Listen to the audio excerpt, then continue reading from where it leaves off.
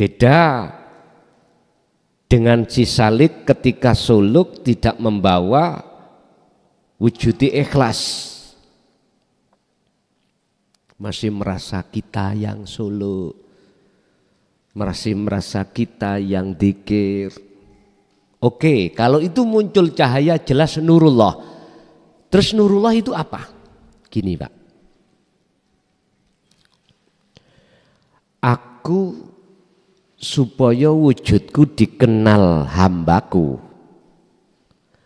maka wujudku tak lahirno, saya lahirkan berupa nurullah. Lah wujudnya nurullah dunia dan seisinya. Tapi wujudnya dunia seisinya itu bukan wujudku. Nggih niki ngaji cap bingung nggih niki. Kula wangsuli. Wujudku Allah. Wujudku kunya Allah. Biar dikenal oleh hambaku, saya lahirkan berupa nurullah. Nyatanya nurullah itu adalah wujudnya dunia dan seisinya. Tapi wujudnya dunia seisinya itu bukan wujudku. Bon, tak sane Pakno tak kasih contoh ben gampang pemahaman nih. Aku Allah laksana setrum. Ben wujudku iki ngomongnya setrum. Ben wujudku itu dikenal dan diimani oleh hambaku makhluk jenengan kali kula. Tak dohirno wujudku berupa cahaya. Tujuannya apa? Cahaya untuk memberi penerangan lokasi. Tapi wujudnya cahaya ini bukan wujudku. Isik bingung? Nek sik bingung ngombe kopi Pak. Monggo didahar, nyantai aja ngaji nih.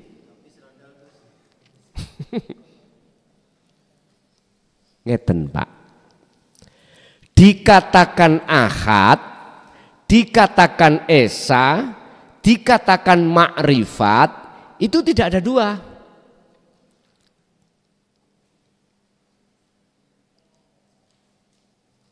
Terus dikatakan apa? Nama Allah, nama si salik, nama cahaya apapun, itu semua enggak ada. Sebab Allah, kalau kita masih bahas nama, itu masih makhluk. Kaget nggak ya man ya? Nama Allah, kita masih bahas nama, bahas sifat, bahas zat, itu masih makhluk. Yang khaliknya yang mana? Laisa kamislihi syai'un.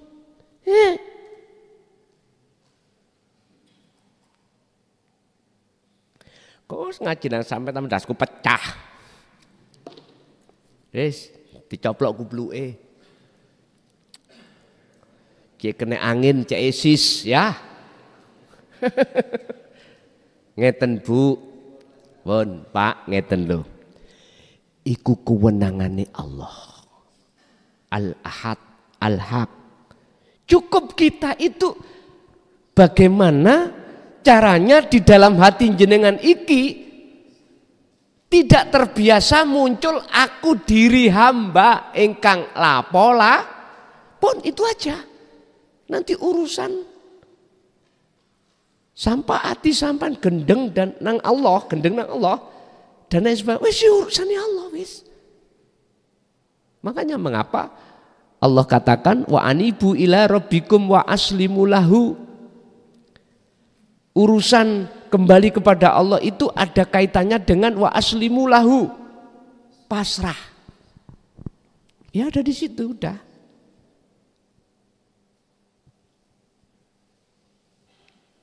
Jadi Bu, kalau kita tidak membawa ikhlas itu berarti nurullah. Tapi ingat, di dalam nurullah itu ada siapa? Pada Allah yang bukan nama toh? Ada. Dalil endi? Innallaha bikulli syai'im muhit. Al-muhit, melimputi. Jadi jangan melihat yang dilimputi, tapi lihatlah yang melimput. Jangan beriman terhadap yang dilimputi, tapi berimanlah yang melimputi.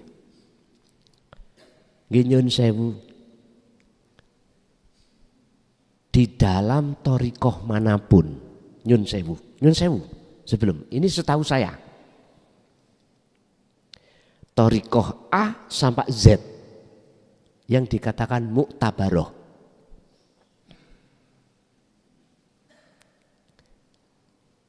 Menurut pengetahuan saya, nggak mungkin jenengan akan digelar diterangkan tentang penjabaran zikir sirul asror. Nggak mungkin. Nggak mungkin jenengan akan dididik pengetahuan tentang isi la ilaha illa anta subhanaka inni kuntu minadz dzalimin, apalagi la ilaha illa ana. Nggak mungkin. Mungkinkah itu karena keterbatasan saya sehingga mengatakan nggak ada di situ penerangan di situ. Tapi kalau pendidikan nafi isbat ada, tapi mohon maaf tidak sampai pada yang dimaksud. Dan jenengan yang sudah berthariqah, kecuali lah. Kan ono istisna itu Pak. Di antara A sampai Z itu ada. Kecuali ya wis terusno dhewe.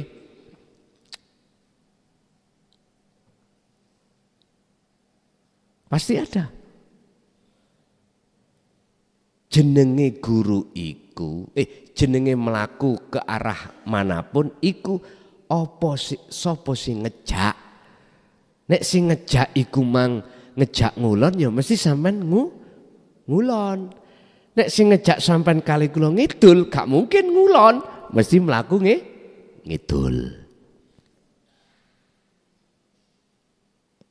Aku yakin para mursyid yang sudah membawa sirul asror mesti menarik hatimu untuk menuju ke ahad. Tidak selain ke ahad, itu pasti. Tapi jikalau belum, gak mungkin bisa menarik ke ahad. Mungkin ke yang lain. Dan semuanya itu gak usah disalahke, semua itu punya makom masing-masing. Laksana gini Pak, mumpun dipadakno. Jenengan kagungan putra, isi umur 2 tahun, dilungguhno pinggir kolam banyu, sawenang duduk-duduk, utawa disumetne lilin, dulinan lilin ana genine, sawenang. Tapi maklumono dia kalau nggak tahu kalau itu bahaya. Pandangan jenengan beda. Bahaya yang namanya api, bahaya namanya kolam, ini buat anak umur 2 tahun, 3 tahun. Akhirnya apa? Jenengan cemot toh? Jenengan ambil toh? Anak kita jauhkan dari lilin, kita jauhkan dari mesti nangis. Kita sebagai orang tua, wis gak mikir bah kuwi nangis, yang penting selamat. Tapi pandangannya anak beda dengan pandangan jenengan. 2 pandangan yang tidak sama karena keterbatasan, mohon maaf, pengetahuan. Sama. Ya wis maklumono nek anak iku dicemot nangis krana seneng dulinan di kolam. Wong tua nek ngejarno jelas padha ambek njlumprungno anak tenggelam mati. Bapak Ibu, piye carane nurullah menjadi nur makrifat? Hanya satu. Al-a'malu suwarun qaimatun wa arwahuha wujudu siril ikhlas fiha. Suluk sampean, dzikir sampean, kasih roh. Kasih roh. We ono roh. Apa roh amal? Suluk tadi dzikir yaiku wujudu siril ikhlas. Rahasiane ikhlas yang disebut cahaya makrifat. Mana?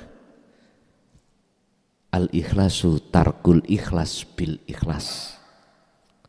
Jenengan iki harus meniadakan rasa keakuan kita sebagai makhluk yang melakukan. Faktulu anfusakum. Kalau ini sudah jenengan lakoni mongko dengan sendirinya isbat akan memunculkan keakuane urip yaiku Allah. Bon, iki carane. Yang kedua, terkait masalah keimanan umat di zaman akhir.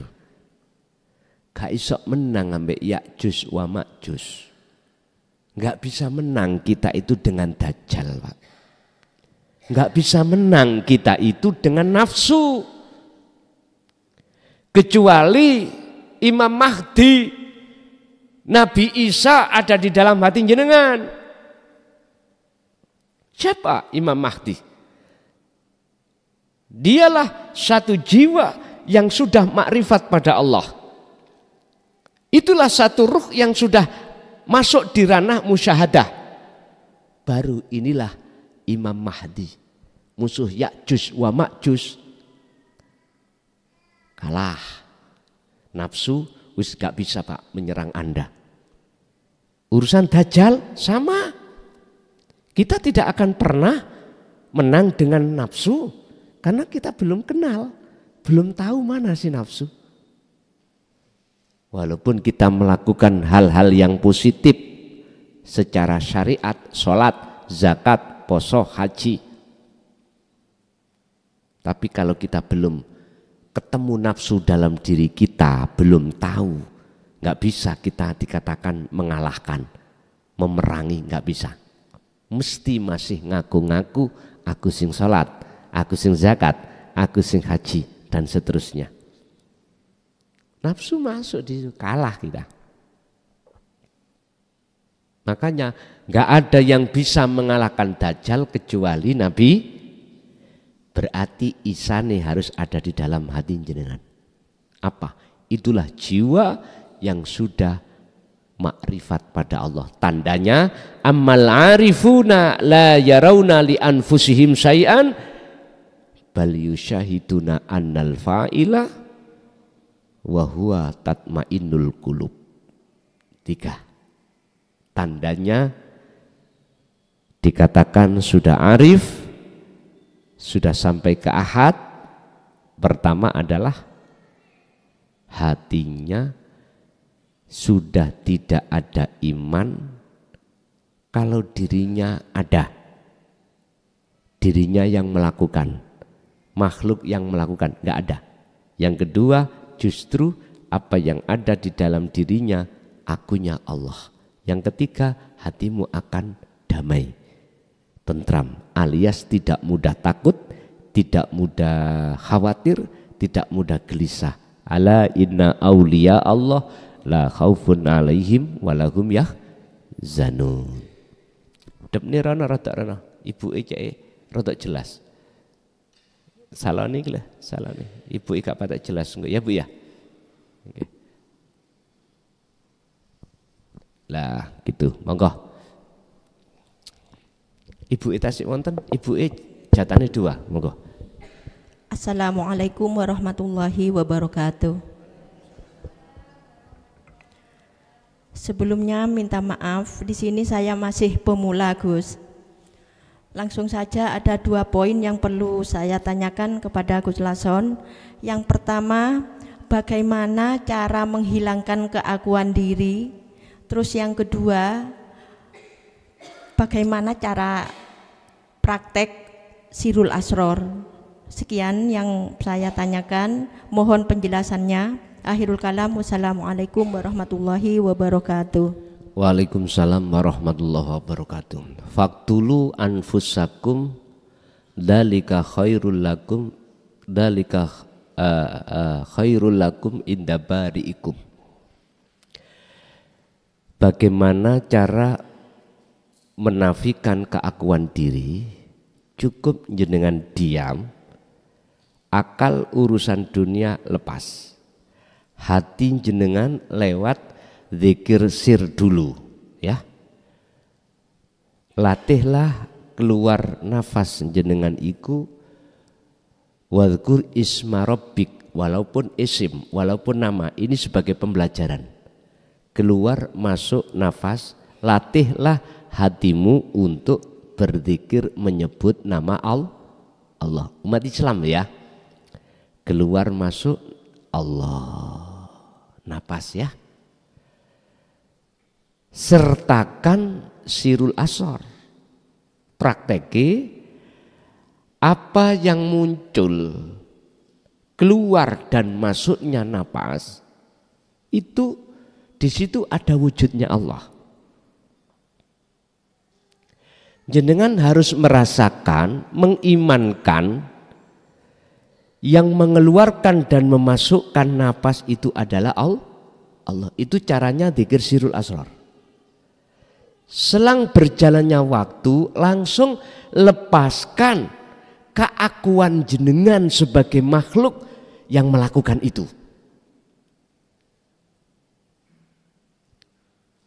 Nanti kalau ini sudah lepas, tandanya hati jenengan terasa maknyes. Tahu maknyes? Udah sampai lalai. Dengan persoalan apapun lalai sudah. Sehingga umpama digambarke iku ngeten.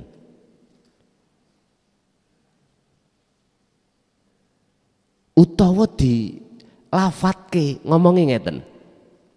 Innani anallah la ilaha illa ana, sesungguhnya aku iki Allah. Nah, seperti itu. Iki umpama saya tulis, umpama saya baca, umpama saya gambarkan. Ini cuma dirasa. Rasanya apa? Damai. Hati sampean iku damai banget. Tidak mengenal rasa khawatir, rasa gelisah, enggak ada. Kecuali jenengan mungkin nek diturunkan malih lagi ketemu urusan makhluk, apalagi yang gak ngenak no susah lagi.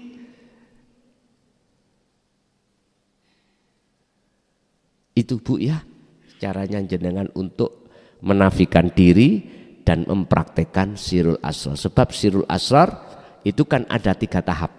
Pertama su'aul basyirah, merasakan bahwasanya hidup itu adalah Allah yang ada di dalam diri Anda, yang meliputi, karena hidup itu loh, napas bisa keluar dan masuk.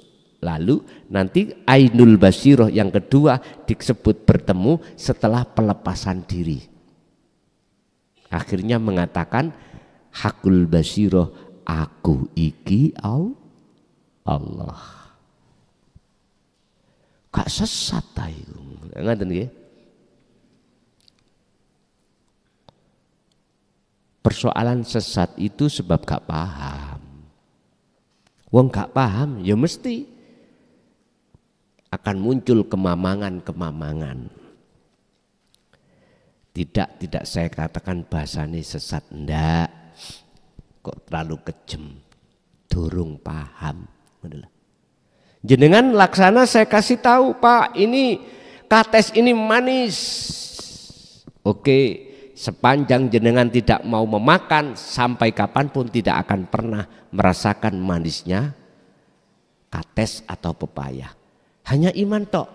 Oh ya, saya percaya kates itu manis, pepaya itu manis. Iman sampean yang seperti ini Pak belum dikatakan ihsan manakala jenengan tidak memakannya.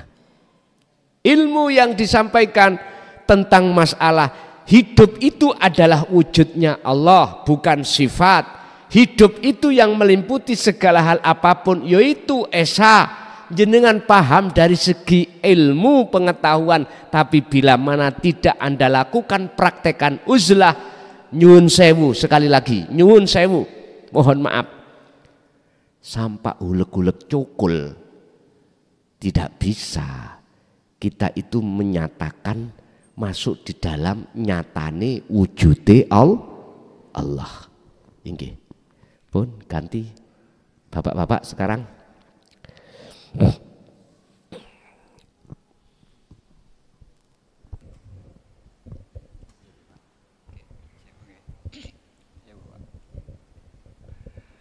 Assalamualaikum warahmatullahi wabarakatuh.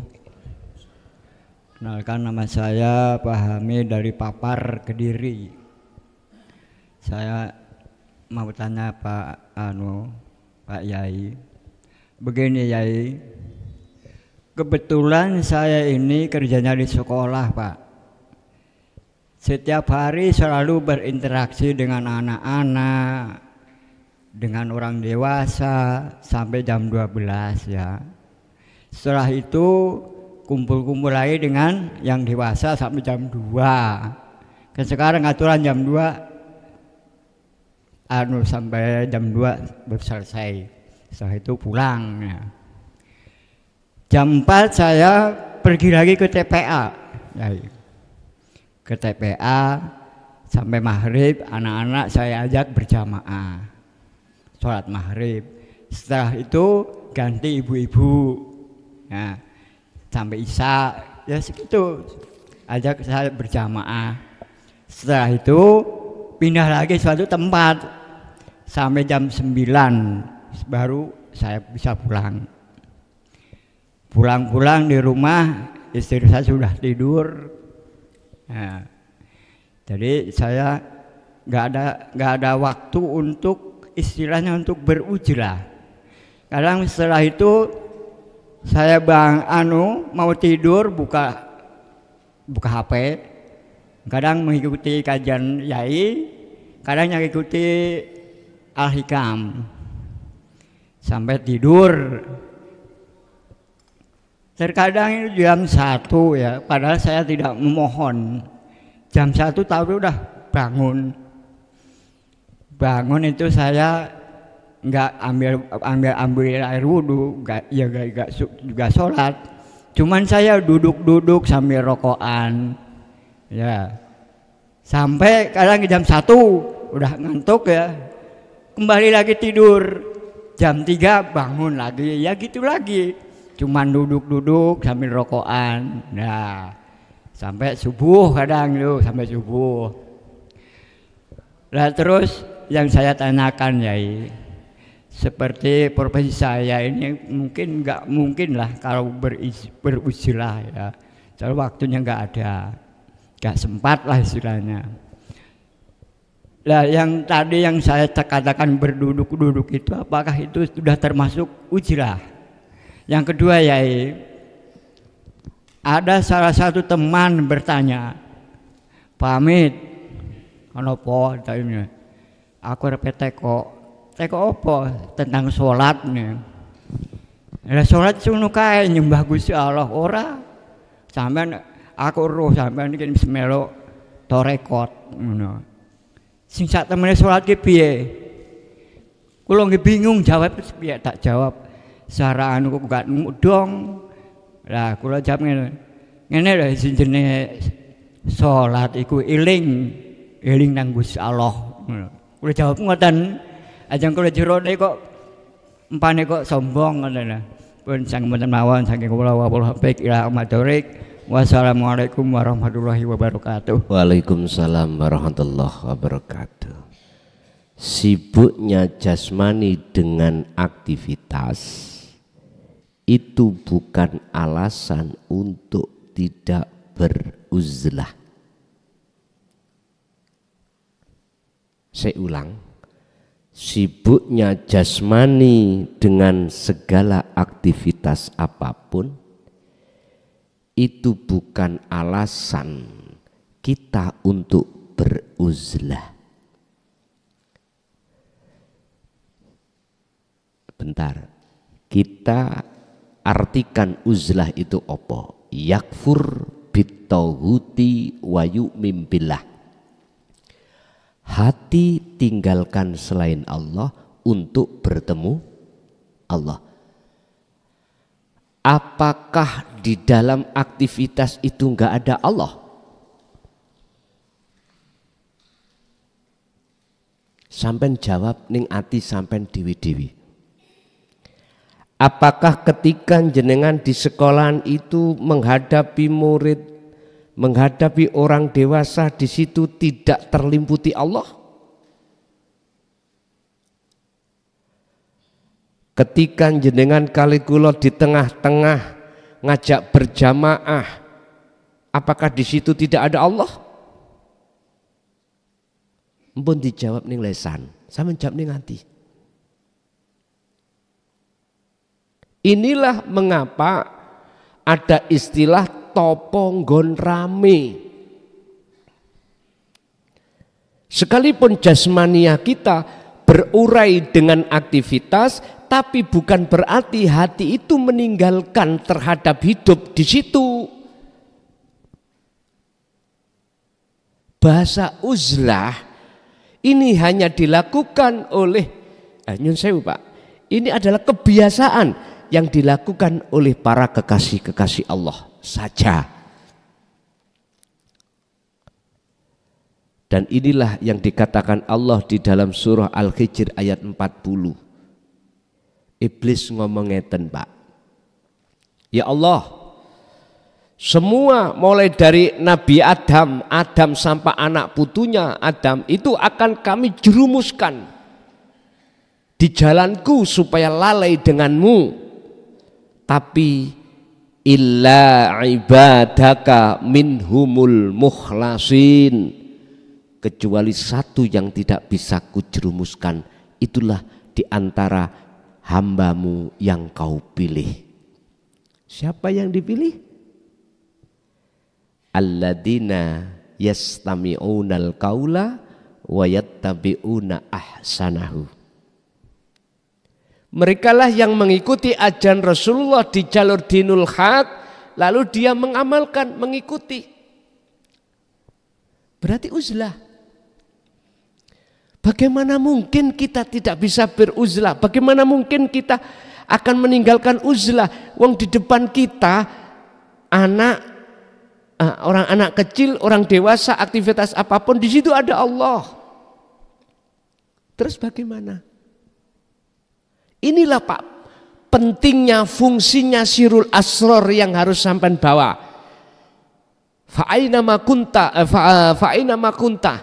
ittaqullah fa'aina ma kunta, kata Rasul, dimanapun kau berada kau harus bertakwa. Nah inilah maksudnya.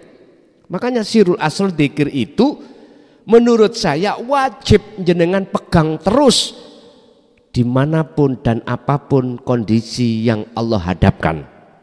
Karena dengan itu hati jenengan akan dikatakan uzlah. Tapi tetap biqadril imkan, sak mampu panjeneng. Nek pertanyaan jenengan opo iso apa saya ada kesempatan uzlah lawong saya aktivitasnya sampai malam. Di tengah kita menghadapi aktivitas, di situ ada Allah. Sing penting jenengan ikut dalam hati sak mampune untuk meyakini, merasakan apapun yang muncul dan timbul baik dalam diri kita ataupun makhluk lainnya, hati sampean harus merasakan wujudnya Allah itu yang hanya berperan. Pun titik. Nikilah uzlah. Sambil rokokan jenengan saged. Beluk iki, Pak. Kan bisa terbang ya. Coba. Sampean antengno hati sampean. Berbuat tafakur. Manakala di sini tidak terlimputi Allah, bisakah? Bisa mampu jenengan. Ora iso, tidak bisa, tidak ada kesempatan jenengan uzlah secara khusus, secara umum. Tapi jangan sampai belas. Manjada wajada. Siapa yang tekun akan cepat sampai. Pun satu.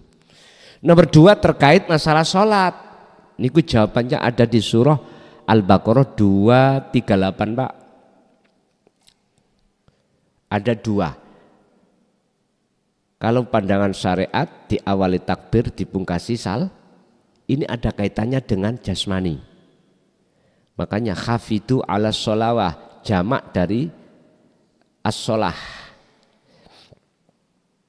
Tapi setelah ayat itu wassolatil wusta, sholat tengah, artinya ruhaniyah.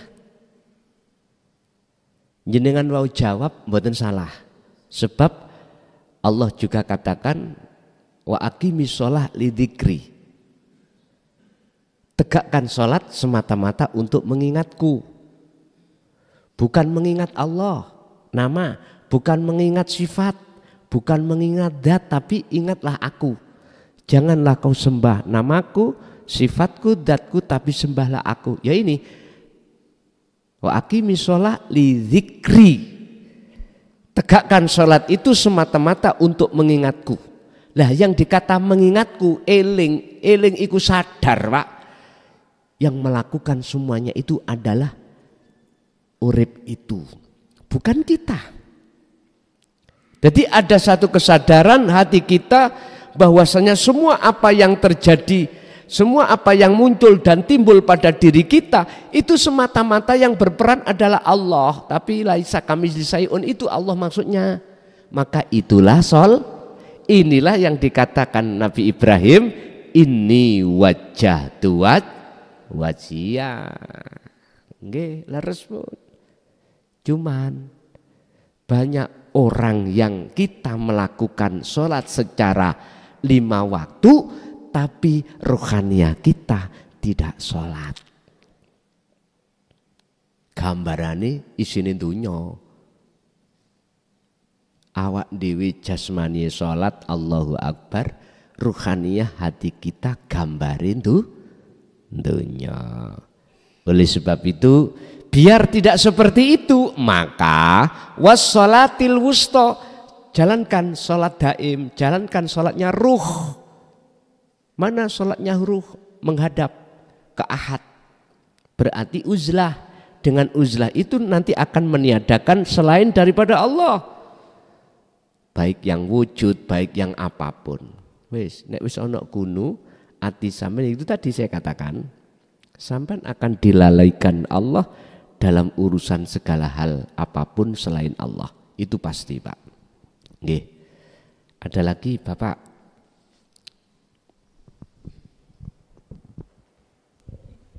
Assalamualaikum warahmatullahi wabarakatuh. Nun saya Gus kula namung badhe tanglet satu pertanyaan kang ganjel wonten ati kula. Niki babagan salat nggih. Secara hakikatipun dos pundi Gus salat Jumat niku? Kok namung kaum pria mawon mboten kaum hawa? Pun ngoten mawon pertanyaan saking kula. Assalamualaikum warahmatullahi wabarakatuh. Waalaikumsalam warahmatullahi wabarakatuh. Mengapa kok itu dilakukan hanya kaum Adam, bukan kaum Hawa yang namanya sholat Jum'ah? Bon, Bapak Ibu hadirin jamaah rahimakumullah. Ada beberapa keterangan yang menerangkan bahwasannya Sholat Jumat itu sebagai ganti daripada sholat zuhur. Sholat zuhur 4 rakaat. Lah, sholat Jumat itu adalah 2 rakaat. Yang 2 rakaat menjadi 4 rakaat itu di dalam khotib. Khutbah awal, khutbah sani. Minangka tambelane 4 rakaat. Pun ngeten, apa hakikatnya sholat Jumat? Kok itu hanya diwajibkan bagi kaum Adam bukan kaum Hawa? Bapak Ibu hadirin, asal muasal iki proses dulu ben gak bingung. Asal muasal timbulnya satu hukum fitnah. Mengapa di dalam Al-Quran terkait masalah hubus syahwah yang ditampilkan itu an-nisa bukan ar-rijal. Wa zuyyina linnasi hubus syahwah minan nisa. Ning Quran enggak ada minar rijal. Mboten enten. Karena alasannya wong wedok iku nggawa fitnah. Ngapunten Bu nggih? Dan fitnah itu ada kaitannya dengan syahwat. Engkok sampean gak sidon Jumatane sidone nontok bokong.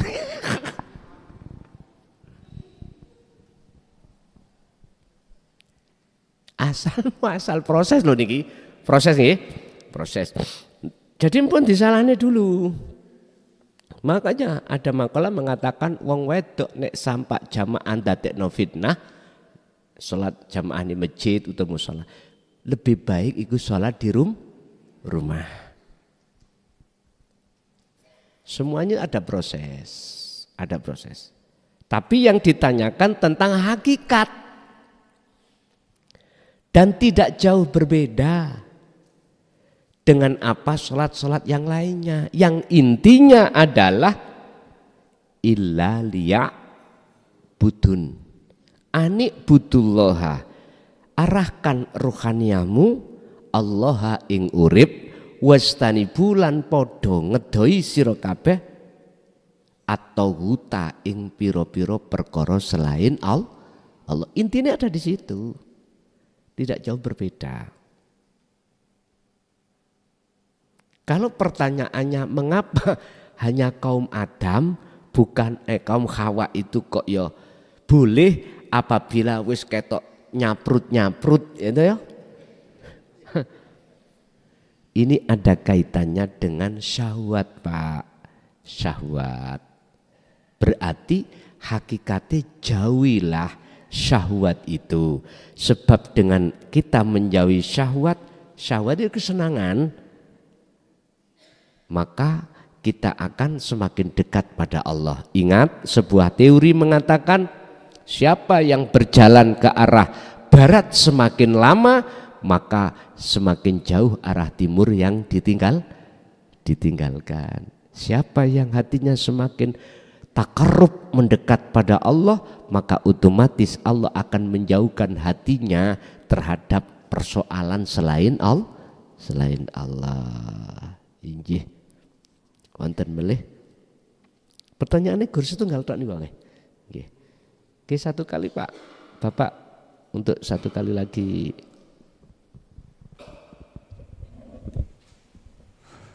Assalamualaikum warahmatullahi wabarakatuh. Tuan Guru, kali ini saya mau bertanya dan minta penjelasan.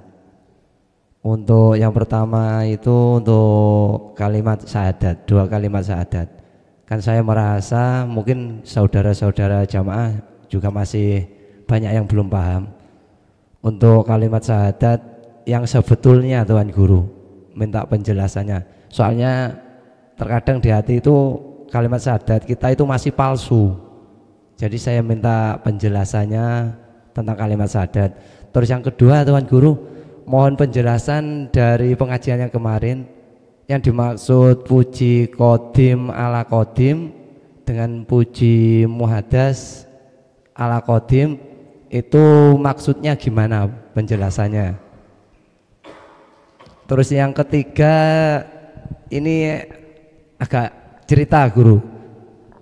Ini begini Tuan Guru, ini saya anggap sebagai bunga tidur lah. Cuma mimpinya seperti ini Guru. Itu ada lubang kecil, ya satu kelingking, jari kelingking, tapi itu bisa menyedot seluruh alam, kayak matahari, bulan, itu semua kesedot ke situ hancur. Terus saya melihat ya, semua makhluk atau yang ada di dunia itu menangis semua, tapi kebanyakan anak kecil yang menangis. Di situ pada gelap kan, gelap, matahari terus bulan itu kesedot semua di kayak lubang sebesar jari kelingking. Cuma anehnya cuma saya aja itu intinya nggak berbeda gitu Guru. Kayak biarpun itu alam itu hancur atau nggak hancur itu tetap sama menurut perasaan saya di waktu mimpi. Tapi itu saya nggak paham apa maksudnya, saya abaikan soalnya mungkin kembang tidur gitu aja Tuan Guru. Mohon penjelasan Tuan Guru. Cukup sekian. Assalamualaikum warahmatullahi wabarakatuh. Waalaikumsalam warahmatullahi wabarakatuh. Kita mengenal syahadat itu kan bersaksi. Bersaksi. Mestinya yang menyaksikan itu wajib tahu siapa yang disaksikan. Bersaksi itu akan benar manakala yang menyaksikan tahu kejadian. Mungkin kita kalau lihat di dunia pengadilan ada yang namanya saksi palsu, koyok-koyok enggak palsu. Saksi apa itu namanya Pak? Wonten jenenge kok. Ada saksi yang betul-betul memang dia menyaksikan kejadian. Nah, terkait masalah syahadat itu tidak terlepaskan dari persaksian. Dalam Islam ada syahadata ini, ada dua persaksian yang harus kita laksanakan. Ini harus benar, nggak boleh palsu. Mana yang dimaksud dengan bersaksi yang benar? Untuk menuju yang benar, kita awalnya melewati yang salah. Jangan dikira orang yang pandai berbahasa Inggris awalnya goblok. Itu proses.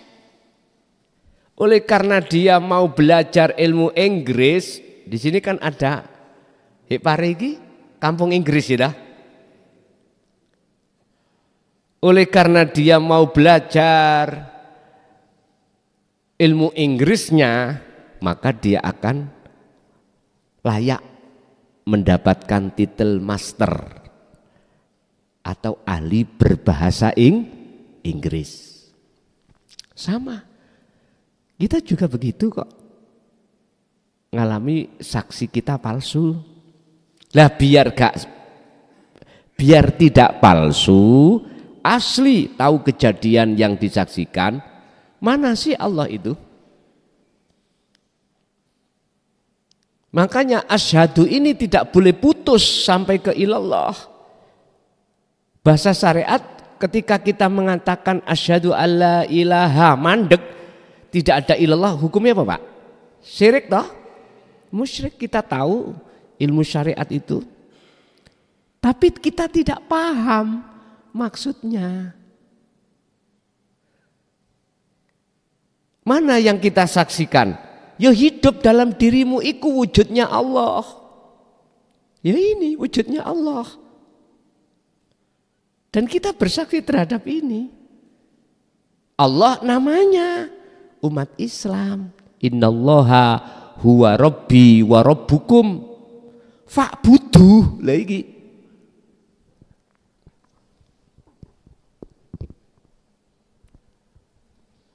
Bahasanya kan gini.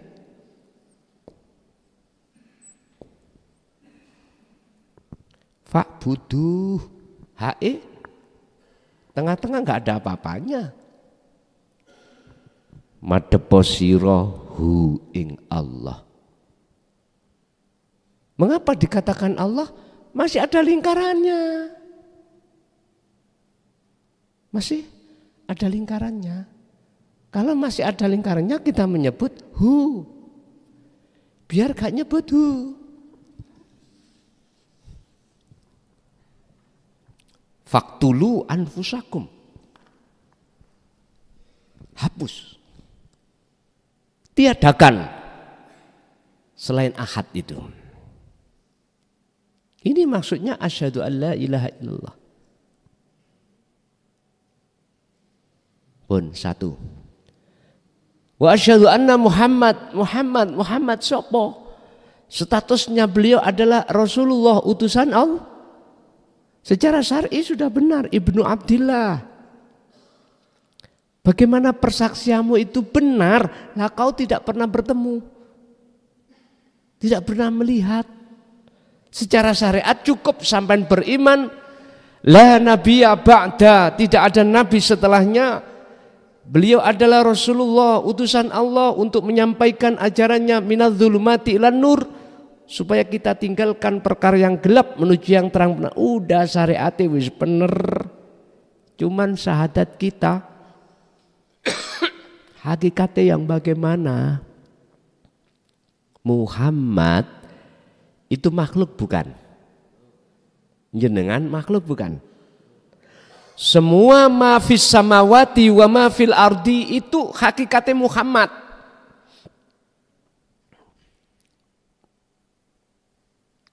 Statusnya Rasulullah utusan Allah, sebab jenengan kalau tidak diutus Allah ke sini nggak bisa ke sini sendiri. Udah harga mati, la haula wala quwata illa bil. Allahu khalaqakum wa ma ta'malun. Jelas.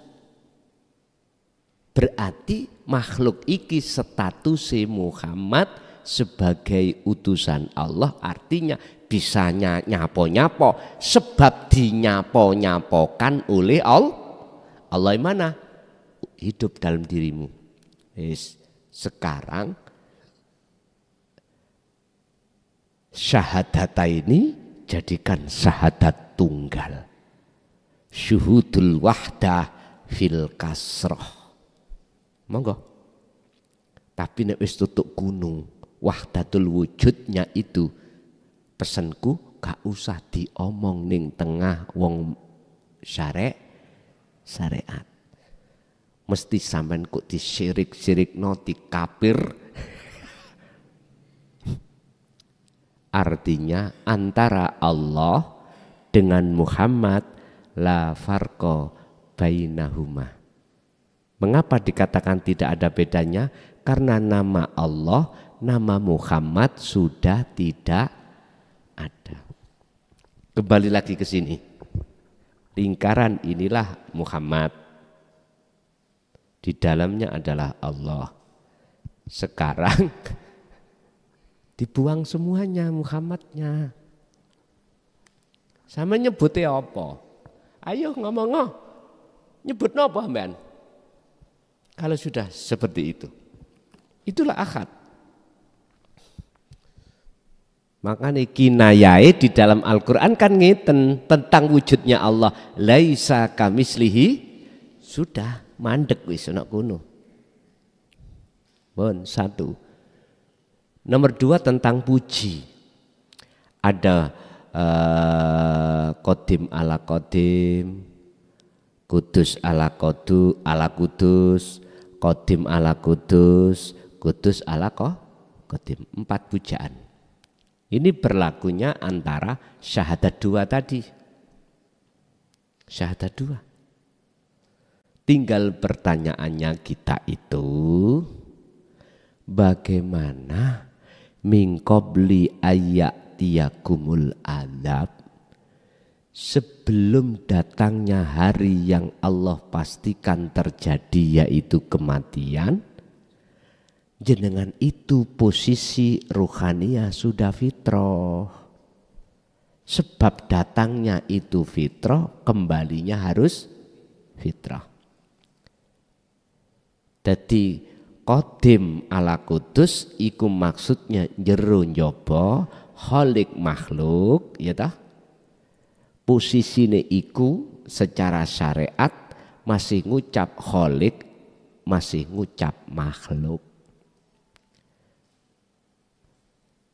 Nah, sekarang makhluk nang khalik, kudus ala qadim sama. Isik muter-muter ning kono. Sekarang ditutup kudus ala kudus, berarti hubungane hablum minan nas. Lah nek hubungane hablum minallah berarti jenengan iki qadim ala qadim. Berarti pujine Allah terhadap dirinya sendiri. Kapan letaknya itu?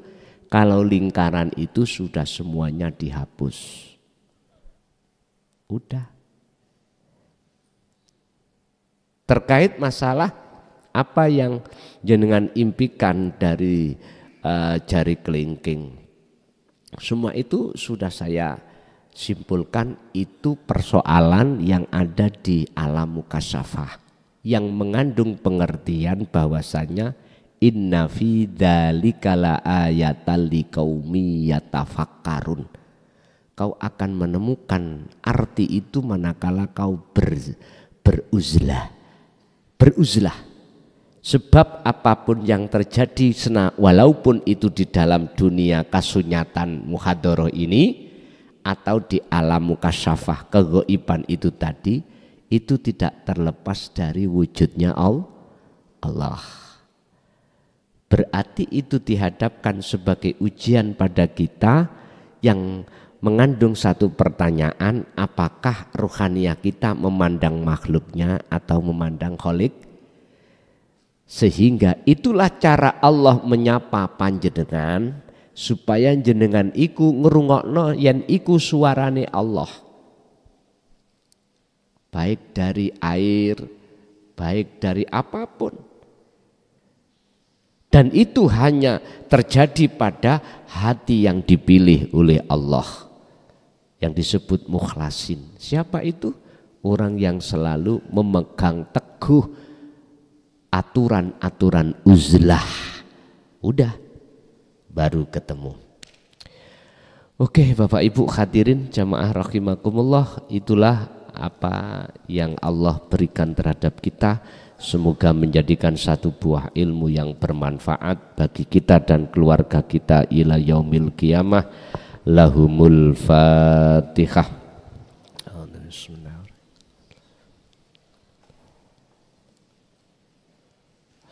Akhirul kalam. Assalamualaikum warahmatullahi wabarakatuh.